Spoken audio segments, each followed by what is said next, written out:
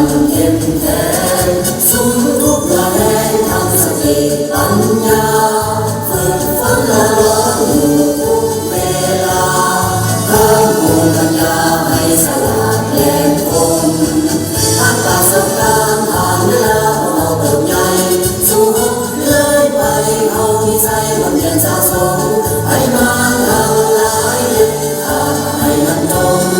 สังคมสุขสมบ้านเมืองสงบปลอดภัย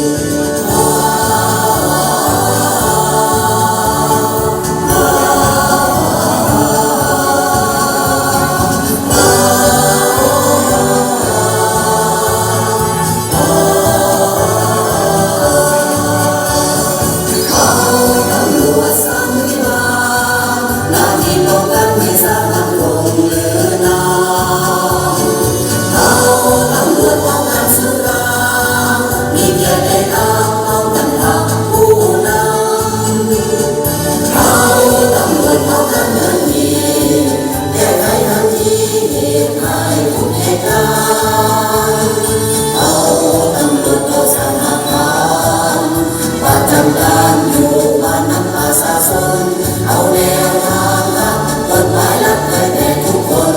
ให้ประชาชนร่วมพัฒนาสร้างสรรค์ป้องกันเขาตำรวจป้องกันที่นำเตรียมมาจับตั้งวันทุกคืนวันป้องกันรักษาคือรักษาที่สำคัญคงหลักคือ